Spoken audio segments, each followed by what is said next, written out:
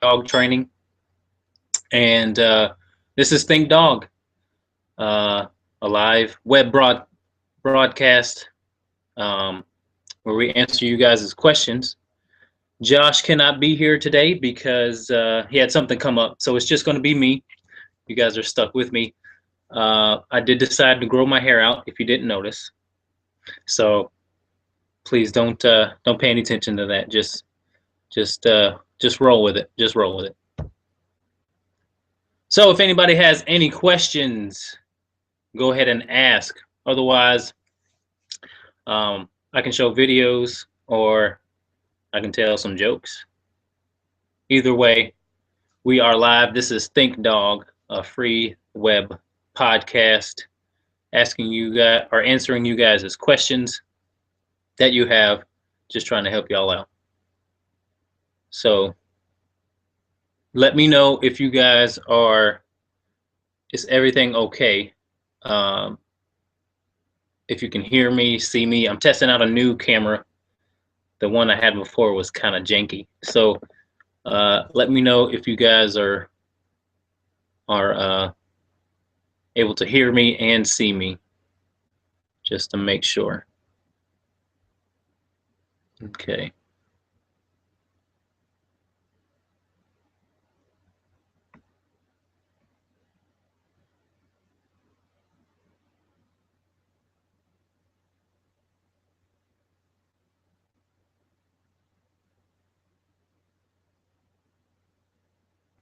All right. Well, if you guys miss this this episode, you can always go back to YouTube and watch it over again. It'll be in our YouTube Think Dog, where you can play it as much as you like. Okay. What I'll do then is I will go ahead and I'll talk about some of the issues or challenges or questions that I came up with throughout the week with my training dogs that I have, or the clients that I'm doing privates for. I just left a private appointment that had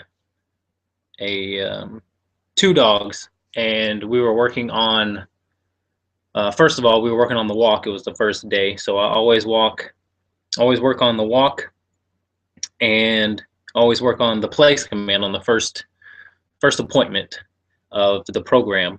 And almost every time, all dogs fall asleep on the place command, because the owners were asking me, why does that happen? And I said, well, because the walk was such a task for them. It was very taxing on their brain because they had to think. For the first time, they weren't just doing; they were they weren't just allowed to do what they wanted to do. They had to walk in a very slow manner, getting them to really think and use their brain. They're used to just doing what they want, bolting out the door, sniffing the ground, constantly sniffing, constantly marking, constantly pulling, constantly whining. All those things we find can be challenging for dogs when we ask them to just walk by our side. So getting them to do that, giving them what I like to call a job to do, it actually gets their brain to start moving instead of the dogs just doing. They're actually thinking about what's going on, and it can be very taxing on their brain. There are a lot of dogs it's easier to teach the place command that way. So if I was going to go ahead and not walk the dog and then teach them place command, it'd be bad. It'd be a much more challenging thing. And not to say that I couldn't do it, but it'd be a much more challenging thing. Let me just make sure everything's set up okay here.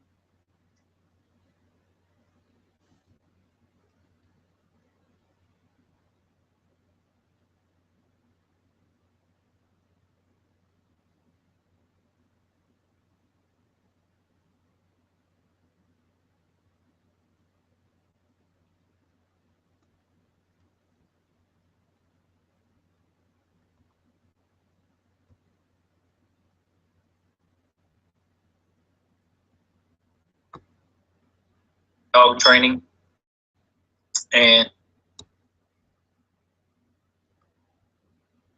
okay, it looks like everything's working. I'm going to show a video, but let's see.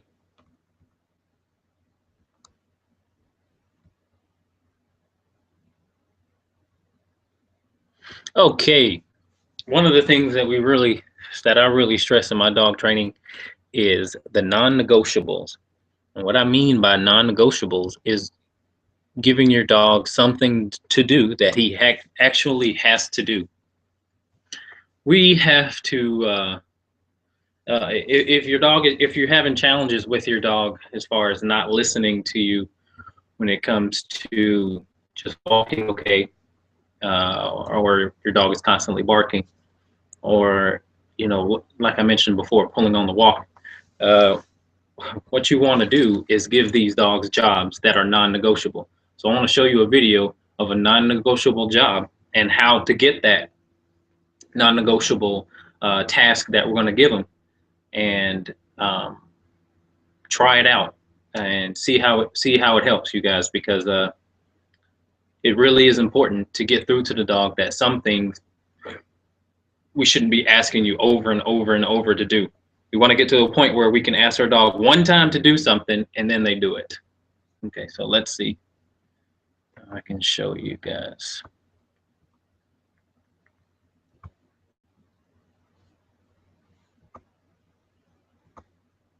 Okay, so this is my website, and I think I'm just going to play, if I can play it from here. I'm going to play this one.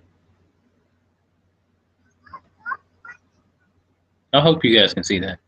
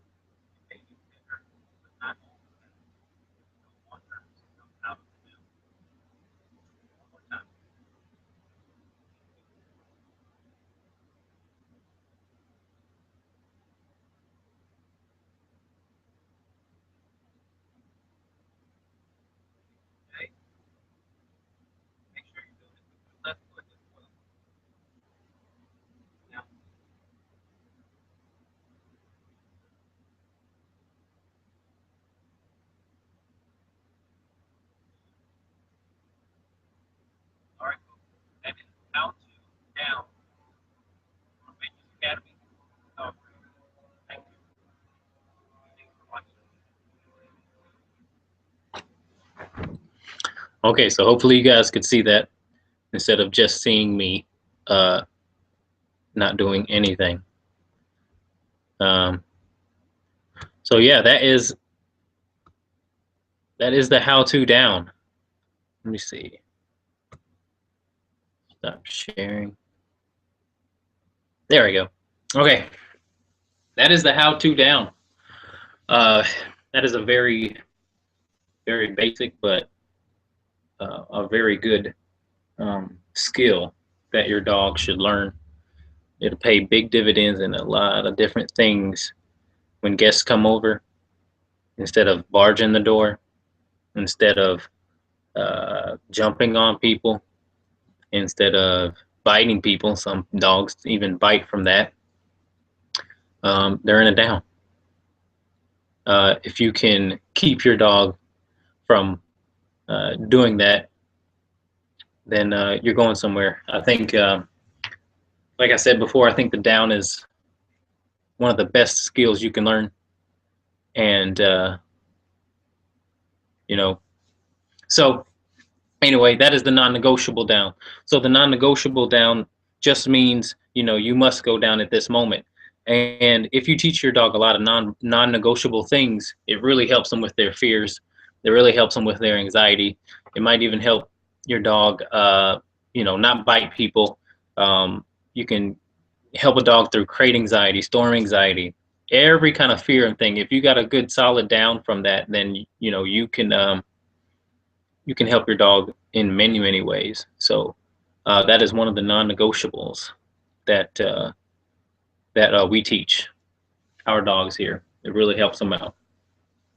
So anyway, I got one of the questions on my Facebook page was how to properly fit the prong collar, and so I got a brand new one that I want to show you guys, and I'm going to show you how to fit it properly. Hopefully you guys can see it. I'll show you how to fit it properly on my dog, because this is important.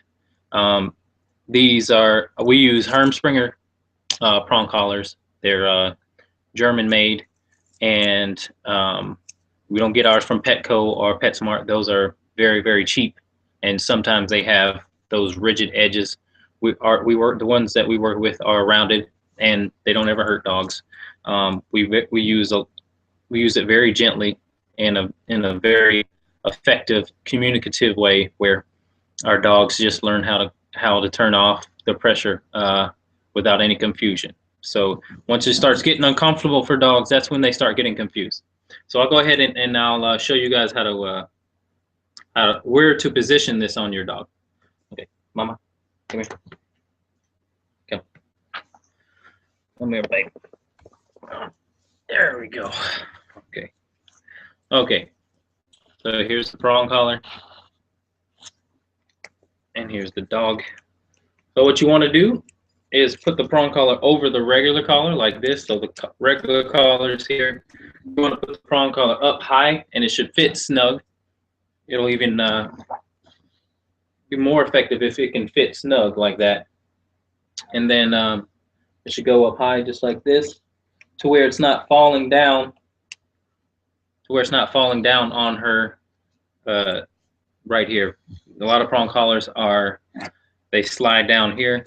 You know, if you end up having to yank on that, that's going to hurt them even worse. So keep it up here, and where it doesn't fall down. I would actually probably add another link to this one, but she likes to snort. Anyway, this is where it should be, nice and high up here. You snorting. All right, all right. There we go. So that is the prong collar, and we really want to, we work with the sizes that we work with medium dogs, it's like 2.25 millimeter and then up to 3 millimeter. And for medium size, I believe it's 2 millimeter. This is the 2 millimeter here. So this one's more for smaller dogs. Okay, go ahead. Lux. Yeah. So anyway, that's the prong collar. Let's see. I'll tell a joke now. I've got a bad joke. Okay, the wife says, "How would you describe me?" And the husband goes, "A, B, C, D, E, F, G, H, I, J, K." And the wife says, "What does that mean?" And the husband says, "Adorable, beautiful, cute, delightful, elegant, fashionable, gorgeous, and hot." And the wife says, "Oh, thank you. Well, what about IJK?" And the husband goes, "I'm just kidding." There's your joke. There's the joke of the day. I hope somebody found that funny. So anyway, if we have any questions, go ahead, feel free to post them up. This is Think Dog with Josh and Jeremy. If you don't recognize me, it's because of the hair. This is a wig. I usually don't have this long hair, but I decided I wanted to. It's almost Halloween, so why not? Anyway, ask some questions if you like. We welcome anybody to ask anything that you're struggling with. So go ahead and ask some questions, and we'll try and get that answered. I hope this thing is working. If it is working, this is Think Dog with Jeremy and Josh. Go ahead and type a question or something to let me know that you're here, and we'll go ahead and get started. Otherwise, I'm going to just keep talking. I'll just keep talking about dogs, and hopefully maybe one of you guys have a similar situation, and this might help you out. Let's see. Let me just go to my Facebook, because I know that there are some things that we can discuss there. Whew. Okay.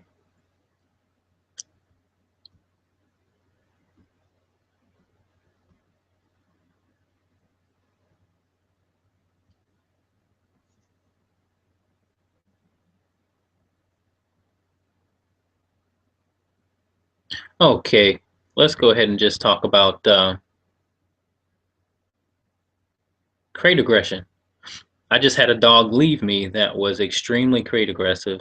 If you guys are following me on my page, his name is Coleon, and he's an American Bulldog.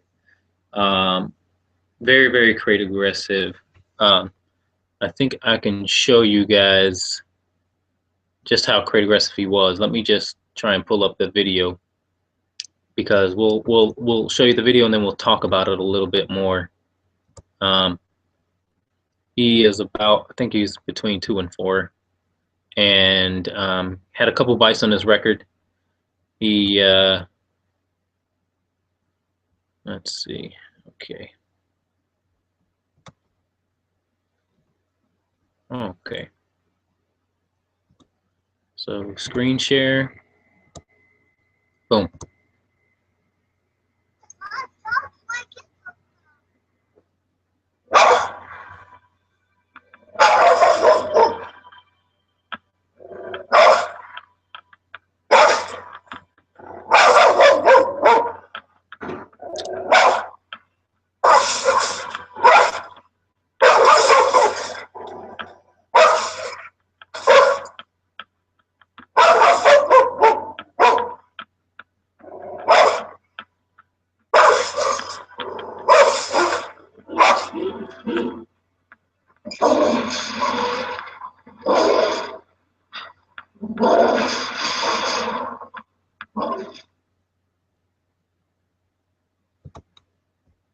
All right, that was Mr. Coleon.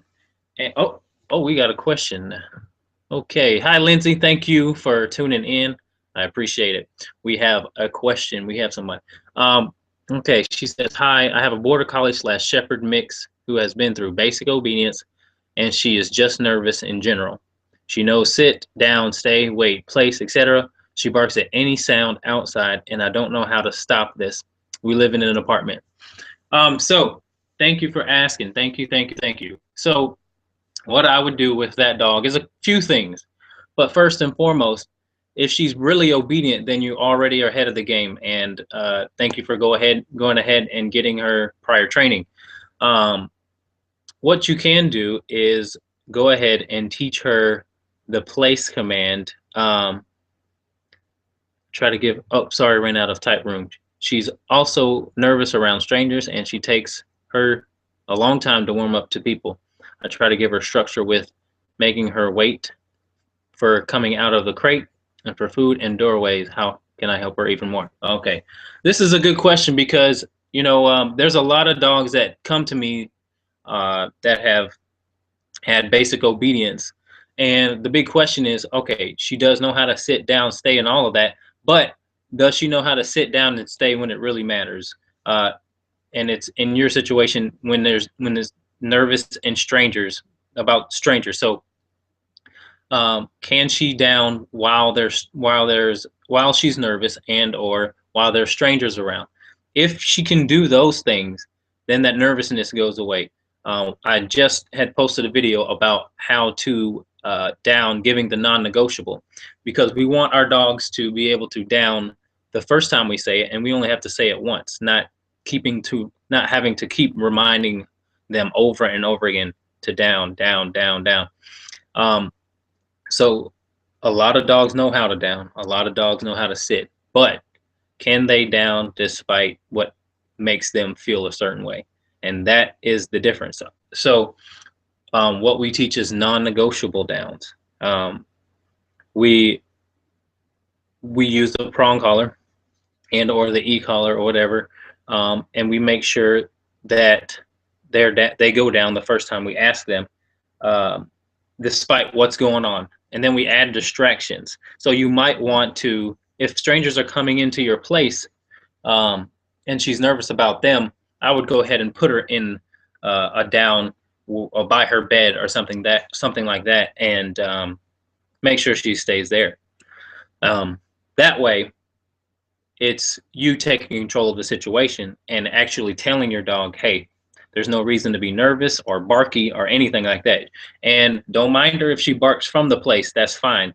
But I would say, or her bed, I would say put her in her bed, make sure that she stays there, and while guests come over, and then you'll see that over time they'll get less and less nervous, because it is you that have to kind of take control of that situation instead of allowing her the freedom to be nervous or not about it. There are some dogs that can just not be nervous about it, but they're also, border collies are a little bit, and shepherds are a little bit protective of their turf if people are coming to the house.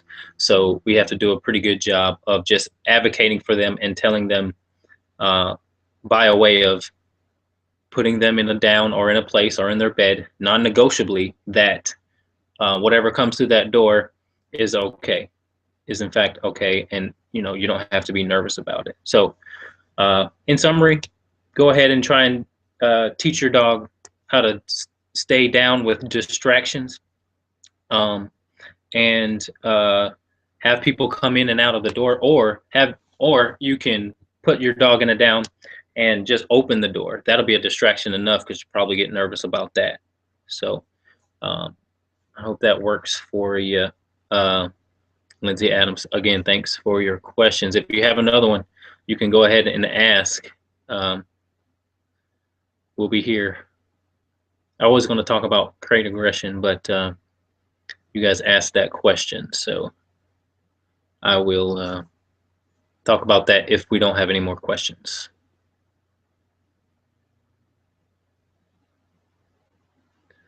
What does this mean? Oh, cool. Okay, I see we have another viewer. You can go ahead and ask your question if you like. If you don't know who this is Think Dog with Jeremy and Josh. Josh could not make it. I apologize.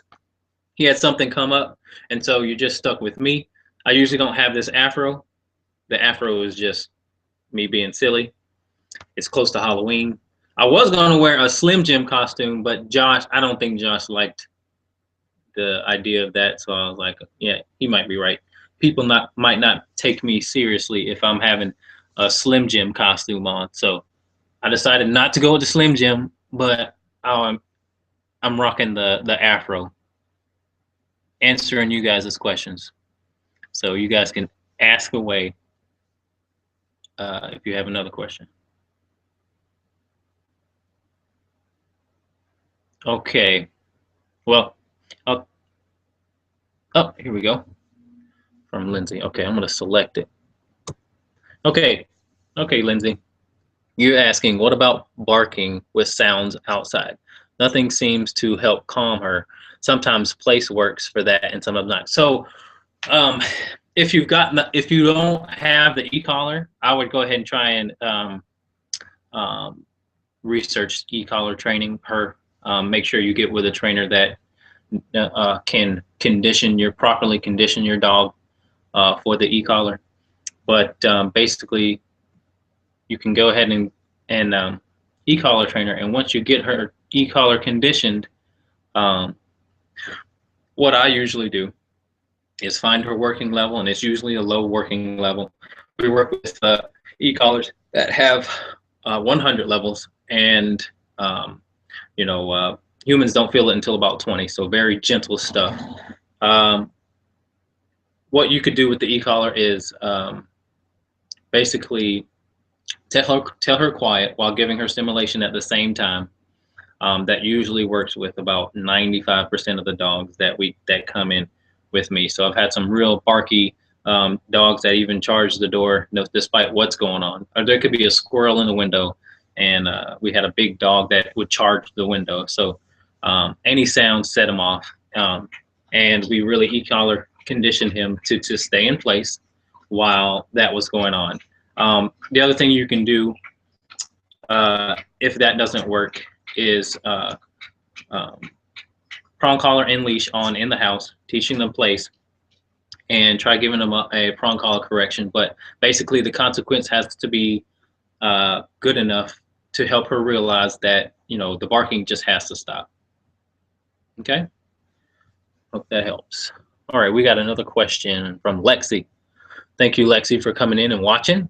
This is Think Dog from and I'm Jeremy Majors from Majors Academy. So she says, my Yorkie mix is extremely high energy. She barks at everything. What can I do to stop the nonstop barking? So, okay, similar question to Lindsay's barking. She barks at everything. For extremely high energy Yorkie, what I just got through telling Lindsay is it is important and a very good skill to teach her the place command. The place command is going to be your bread and butter here. What the place command is basically here, go Lena. Basically you choose a spot around wherever you want in your house. And I usually choose in front of the television. Let me show you my dog. All right, oh, that way. There we go. That is her place, and she's to stay there until I release her or whatnot. Anyway, the place command is probably going to be your best bet. And if you don't know what that is, definitely check out my website, majorsacademy.com, or Josh's website, argosdogworks.com. We have a how-to place command. Basically, what you want to do is teach your dog the place command. Give your dog a job to do that's non-negotiable. Your dog has to stay there. And you'll be surprised. You might be surprised on how much behavioral stuff that you don't like going on melts away. Your dog, your Yorkie, if it's barking all the time, it cannot be on the couch. You know, those are things that help or really just add to the barking, the bratty nonsense. So first things first, teach your dog place. If your dog is on the bed, try and create independence from you and or from sleeping in the bed.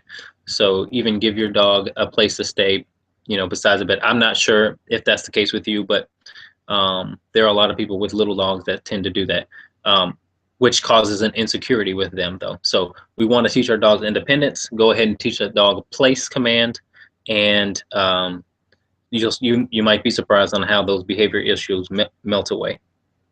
Okay, I hope that helps. Okay. And Lexi, if you want to go ahead and ask another question, be my guest. Everybody can ask as many questions as you like. We do have about 7 minutes left. So, you know, let's conversate. Keep asking all you like. Otherwise, I'm going to talk about stuff. Create aggression. I don't know. I'll talk about a bunch of stuff. But anyway, this is my dog, and she is to stay in place. She very, very smart dog. Her name is Mama. Yeah, I'm talking to you. And despite a doorbell, despite me going through the door, you know, she stays there because she has to. She came to me about 7 months ago, and she would not stop charging the door and barking and trying to bite everybody in the world.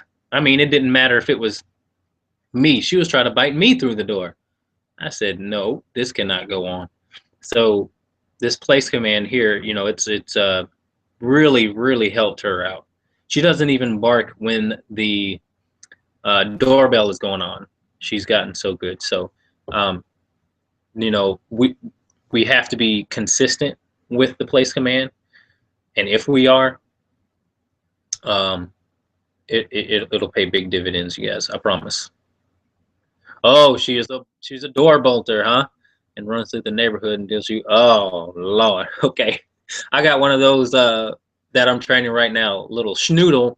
That the first time I opened the door, luckily I had the leash, but that dog went phew. I mean, he bolted out the door, and I said, oh, I'm glad I had this leash on. Otherwise, I would have lost the dog. So, what you want to do is definitely teach your dog to wait at the door. Make your dog sit before you exit out of the house, or even open the door. And this might take a lot of time, but try this right here. Take your dog to the door, open the door, and get your dog to sit. And once your dog calms down, because the dog will probably be going crazy trying to go outside, make sure you have a leash on. Once your dog calms down and is calm, then you can exit. What you have to teach your dog is that high energy behavior does not get her anywhere, but the calm behavior does get you what you want, which is ultimately to go outside. And that's a whole philosophy in everything. That high energy stuff should never get her what she wants. Should never get her attention, or your affection, or your love. What it should get you is nothing. The calm energy is what should get you what you want. So take her to the door, ask her to sit. If she doesn't sit, you got to get her to sit. Just get her to sit, open the door, and eventually what you want is her to look up to you, because she'll be so confused. She'll be like, "What? Well, why aren't we going outside? This is weird." And then she'll look up at you. And I always say, if a dog looks up at you like that, then you know you're going somewhere. I think that's a good place. So um, definitely teach your dog to sit before she goes outside. You don't want the dog to be bolting out. That could be dangerous. I don't want you to want your dog to get hurt. So try that, Lexi. Okay. Any other questions? Keep on asking. This is fun, you guys.